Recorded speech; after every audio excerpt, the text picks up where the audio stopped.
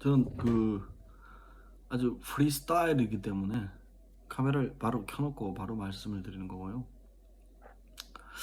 제가 오래전에 고등학교 시절인가요? 그때 이제 뭐 스마트폰하고 삼성 스마트폰하고요, 아이폰 스마트폰이 경쟁이 한국 내에서 좀 있었죠. 저는 이제 한국 사람이다 보니까 이제 삼성 스마트폰을 응원하고 친구랑 막 싸웠어요. 그 친구는 애플 아이폰을 막 아이폰이 이길 거라고. 저는 이제 원래 좀 어린 시절에 그런 어떤 가끔 다툼이 있잖아요.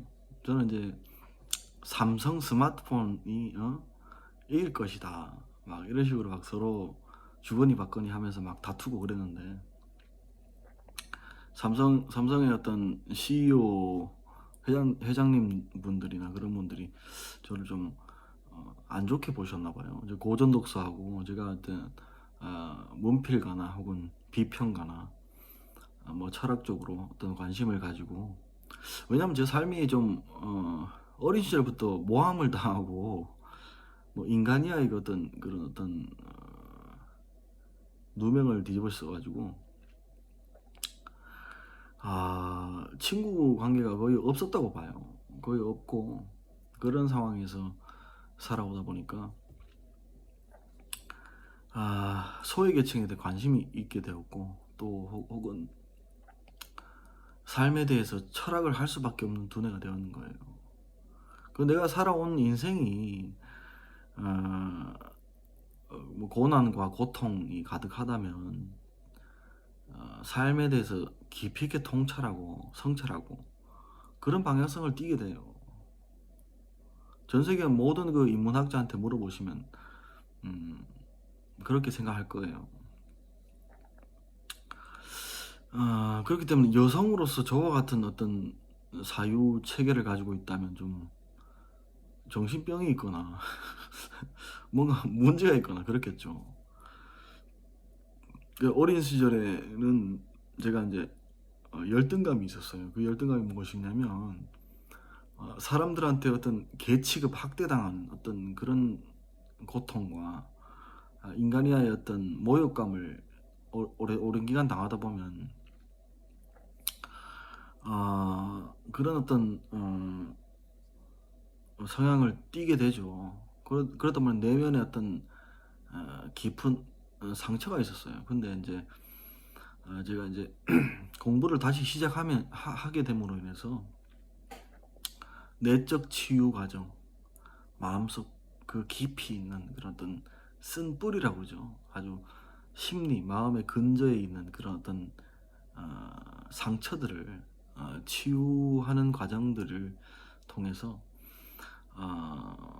그것이 회복되어야 내가 이제 사회적으로 리더가 되거나 어떤 뭐 정치, 경제, 사회, 문화의 어떤 리더가 되었을 때 열등감이 표출되지 않아요. 그러니까 내 외모가 어떻든지 내 신체적인 어떤 것들 놀림을 받거나 그랬을 때는 참 그것이 아주 큰 어떤 상처가 되거든요. 그래서 저는 이제 그런 상처를 치유하는 어떤 것이 사회생활에 가장 중요해요.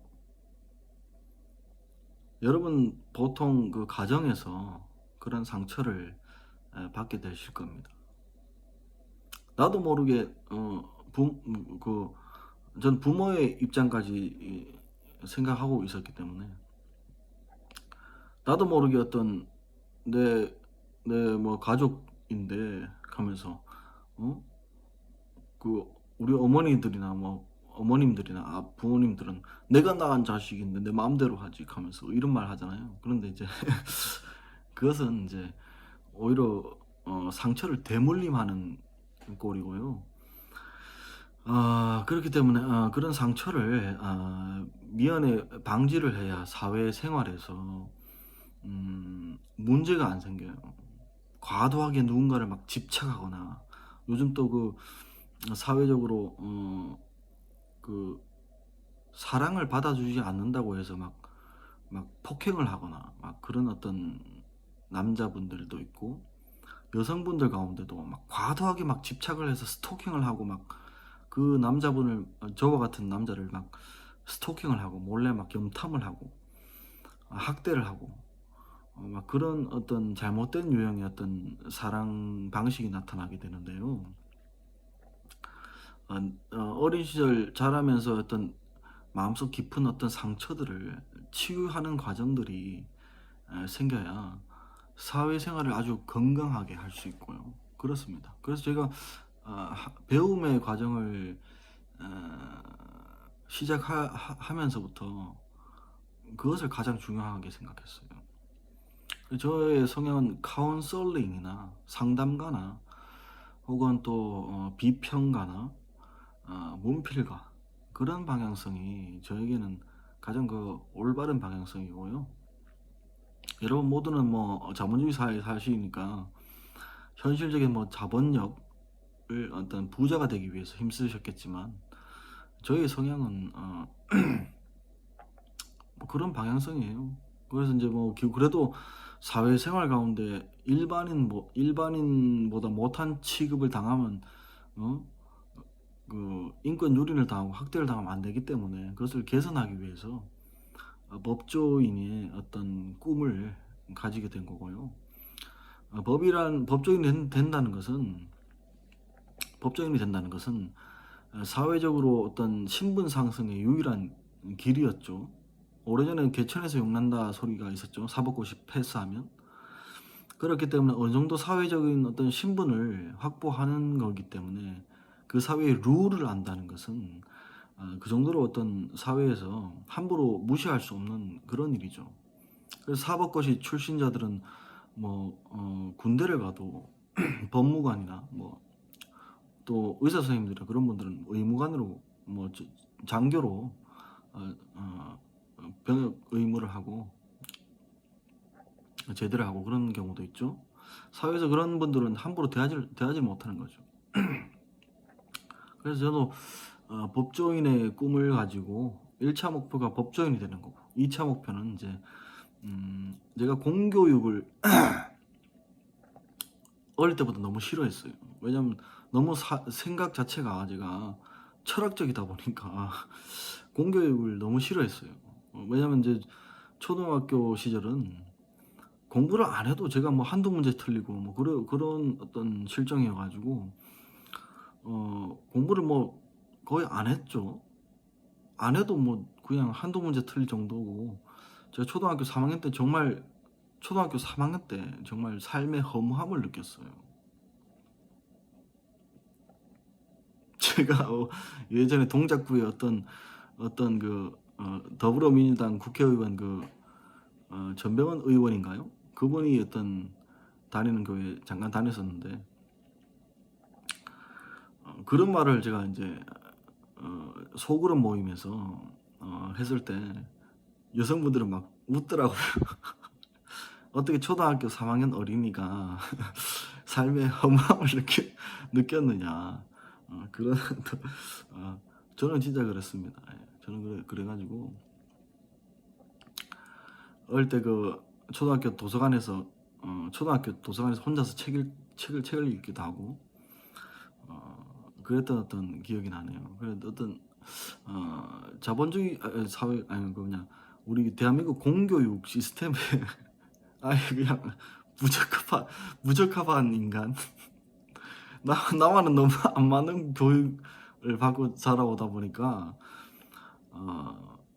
그랬어요. 중학교 때도 거의 학교 가서 잠만 자고요.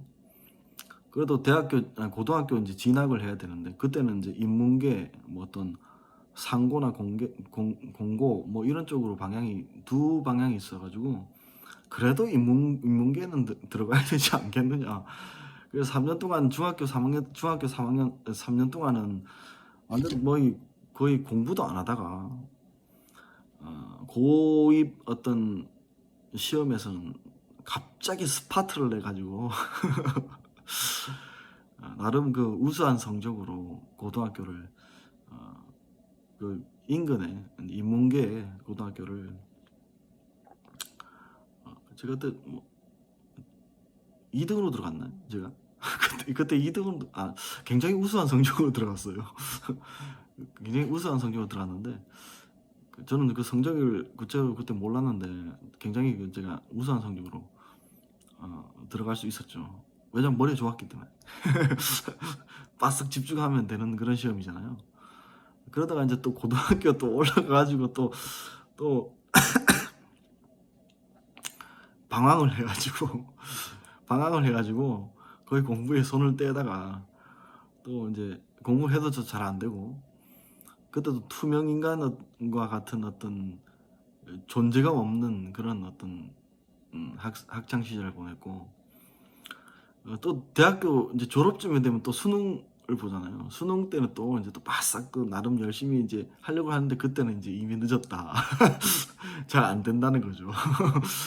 그래가지고 이제 어영부영 어떤 대학교를 입학하고 대학교 이제 지역을 좀 다른 곳으로 갔어요. 전라도 쪽으로, 충남 쪽으로 왔죠. 충남 쪽으로 가가지고 공부를 하다가도 지역을 옮겨버리니까 뭔가 이렇게 막 억압된 어떤 투명인간 고문을 당하고 살았던 어떤 내가 완전 그냥 무방비 상태.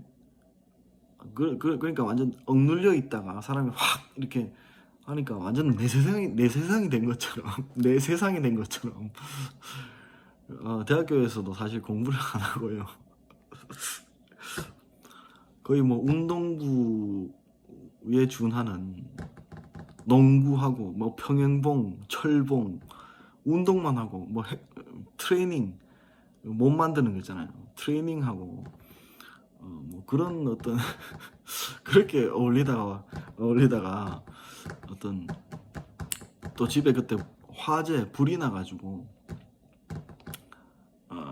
학교를 그만두고 바로 군대에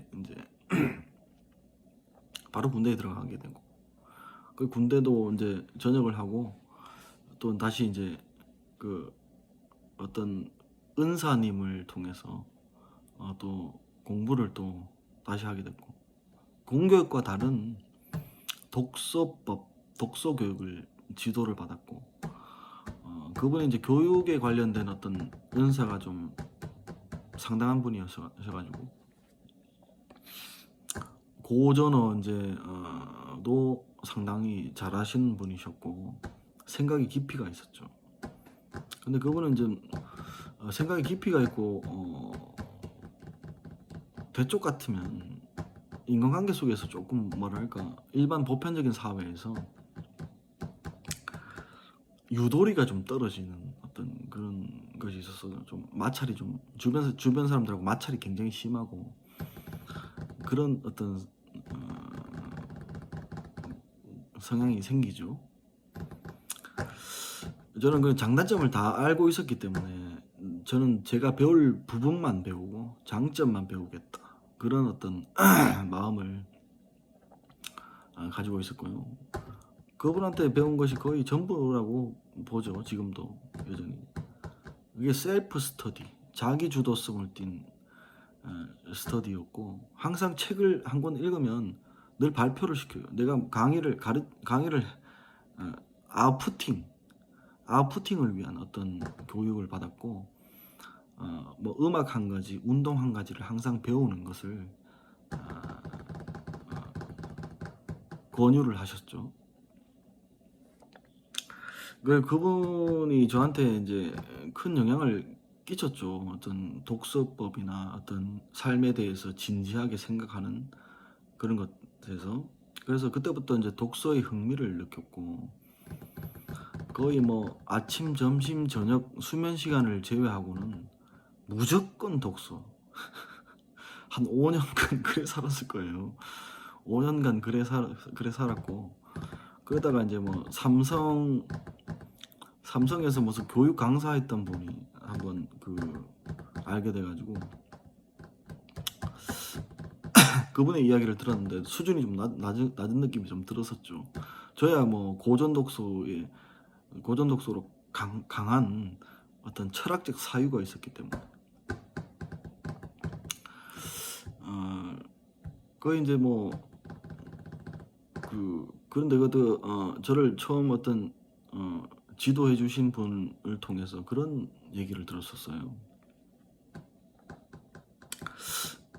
그분의 하여튼 뭐 어떤 말들은 뭔가 마음에 어떤 감동이 있고 와닿는 것이 있었어요.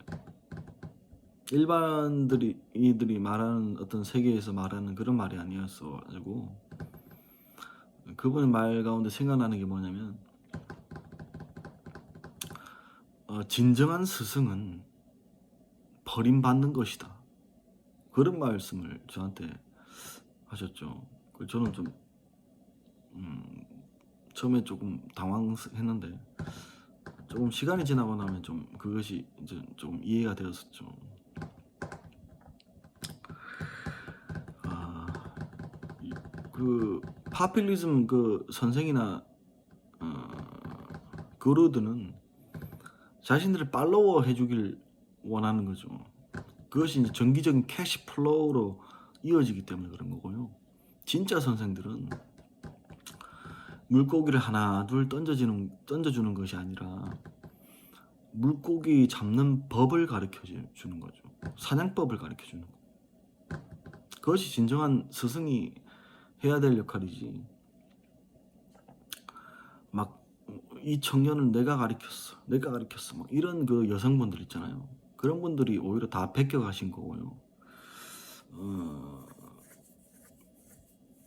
저는 이미 25년 전부터 셀프 스터디가 가능한 그런 사람이었고, 뭐 중고등학교 때부터 편지를 뭐 형님한테 이제 쓰거나 어떤 좀 편지 글을 쓸 때 일반인하고 다른 글을 썼어요. 알고리즘적으로 와 누가 글을 어떻게 이렇게 쓸 수가 있나 그런 글을 그런 글을 막 쓰고 그랬었죠. 아마 글을 쓸 때 창작 활동을 할 때 일반인들이 좀 생각 못하는 그런 유형의 글들을 쓰고는 그랬던 기억이 나네요. 그때 이후로 무조건 각 분야를 제가 이제 클리어한다 그러죠. 각 분야를 배울 때 각 분야의 고전부터 읽는 습관이 그때 형성되었고요. 지금도 여전히 똑같아요. 제가 만약에 디자인을 좀 배워봐야겠다 싶으면 디자인 관련된 고전 리스트를 쫙 뽑아놓고 다 읽어본 상태에서 그 다음에 어떻게 하냐면 그 다음에 이제 최근 뭐 어떤 디자인 어떤 베스트셀러나 뭐 약간 스테디한 그런 책들을 읽어보기도 하고요. 늘 고전부터 읽는 습관. 저는 루트 아이디어가 가장 중요하기 때문에 그 당시 처음 공부를 접했을 때 오리진 보캐버리 그 어원 공부 그것이 가장 생각을 깊이 있게 통찰하는데 도움을 주고요.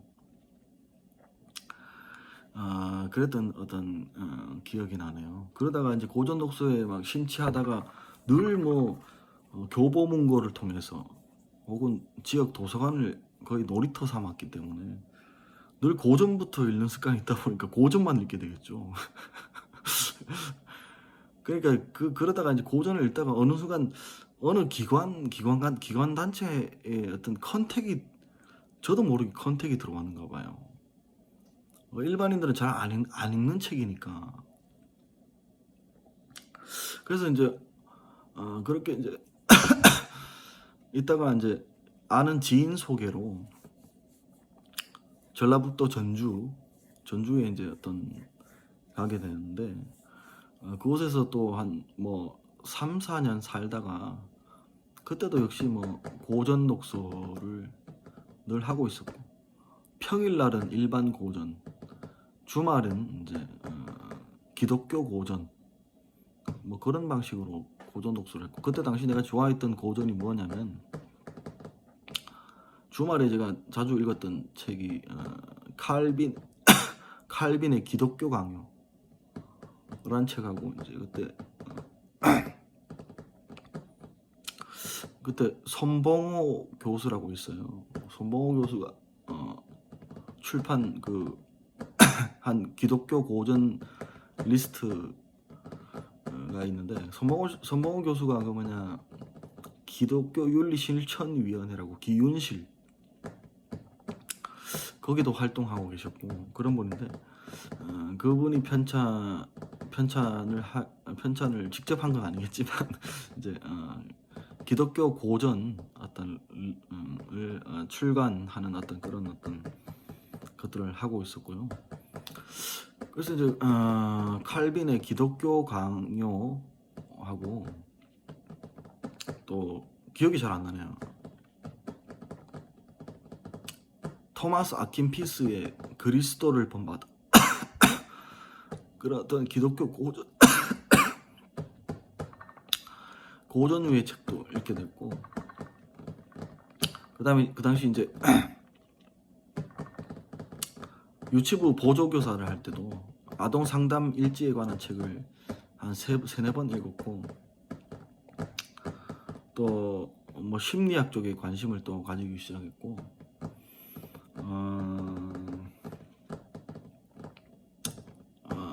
아담 심리 치료의 나름 그 고전이라고 불리는 책들, 제가 볼 땐 고전이라기보다 스테디한 어떤 딥스라는 책 또 읽어보면서 이제 놀이 치료에 대해서 그때 이제 알게 되었고, 벌써 그때 20년 전이죠. 20년 전쯤에 그렇게 어떤 뭔가 시간을 그냥 허투루 보내는 것을 싫어해서요, 저희 스마트폰에 거의 친구가 없어요. 친구가 없었고, 거의 책이 저의 친구였다고 보면 되고요. 일반인들이 어떻게 그런 삶을 살 수가 있냐? 저는 가능하죠. 저는 가능하죠. 왜냐면 이제 시골에서 살아온 어떤 리 출신들은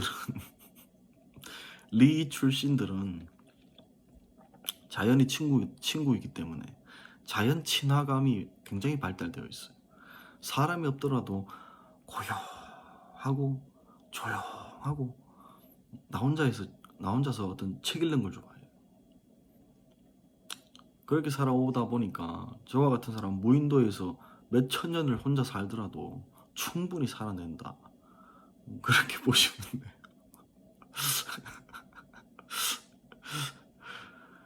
그렇다 보니까 이제 정치, 경제, 사회, 문화 면에 그 핵심만 체크하고, 책을 읽고 항상 요약 정리 습관이 있고, 강연을 들어도 요약 정리 습관이 있고, 나만의 생각을 더 보태고 그것을 발표하고, 항상 아웃푸팅을 중요시했어요. 아웃푸팅. 항상 가르칠 수 있는, 말하게 한 교육을 받다 보니까 우리 대한민국의 공교육, 뭐 닭장교육이라고 하죠. 어떤 독서실 칸막이 탁 가다놓고 막 문제 뭐 오지선다해서 마치 피아노 5선줄 있잖아. 5선줄 이거 돼 있잖아요. 그 틀에 갇혀진 어떤 교육을 좀 싫어하는 그런 스타일이고요. 저의 어떤 두뇌를 다 베껴간 그 신천지 이만희 개새끼들은 상종도 하기 싫고요.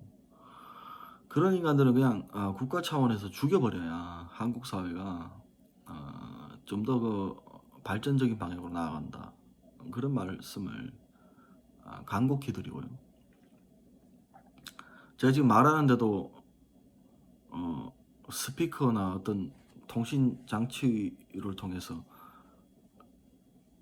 자기네 어떤 가천지? 개천지? 저는 개천지라고 부르는데요. 개들 찰거머리 떼들, 더러운 인간들로 생각하는데요. 찰거머리가 몸에 착 달라붙어 가지고 막 피를 막 뽑아먹잖아. 나의 어떤 위스덤과 지혜들을 다 뽑아먹고 있는 거죠. 커플 매칭 어떤 매니저들이나 그런 분들이 어떤 이단 사이비 종교 집단에 어, 나의 어떤 값진 진주와 같은 것들을 물어뜯기게 만든 거죠. 그 성경 그 잠언서에 보면 값진 진주를 개돼지들한테 집어던지지 말라. 그것을 찢어 상하게 할 것이다.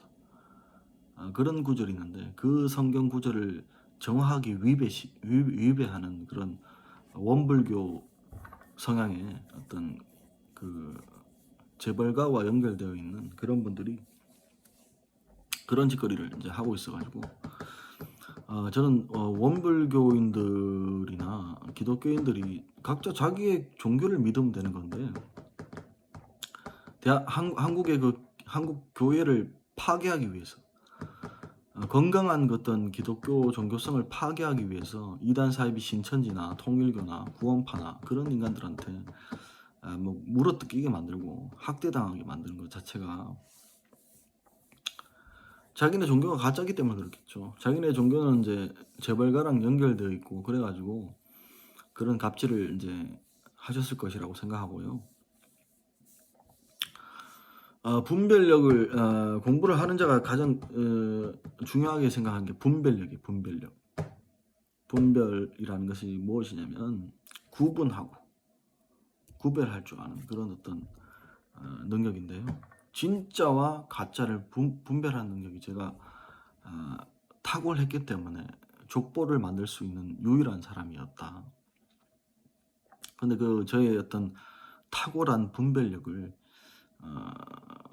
한국의 그 어떤 재벌가의 어떤 여성분이 끝까지 어떤 자존심을 내세우면서 그 자존심을 내세우면 CEO가 될 자격이 없는 거죠. 전문가의 어떤 의견을 들을 줄 알아야 그것이 이제 리더로서 가치가 있는 것인데 이단 사이비 종교 집단성은 종교와 사상을 연구하는 잡지책에도 여러 번 기재되어 있고 나오는데 완전 그 정신병자들이라고 보시면 돼요. 그런 집단한테 저의 어떤 값진 진주와 같은 컨텐츠들을 무한 도용당하게 만들고 제가 어떤 한국 사회에서 해야 될 일들 비평과 어떤 문학과 어떤 상담가, 카운셀링, 또한 에듀케이션, 문필가, author, 뭐 그런 업을 못하게 만든 그런 재벌가 여성분이 존재하는데요. 그 자존심은 내세울 때 내세우셔야 되는 거죠. 저는 이제 타인의 종교를 함부로 건드린 적이 없거든요. 인디안 그 명언집에도 보면 다 읽어보셨죠? 재벌가는 타인의 종교를 건들지 말라. 어? 그 자체가 뭐 벌써 어떤 저한테 큰 신뢰를 하고 또 개인 프라이버시를 침범하셨는데 저로서는 과연 재벌가 자제분이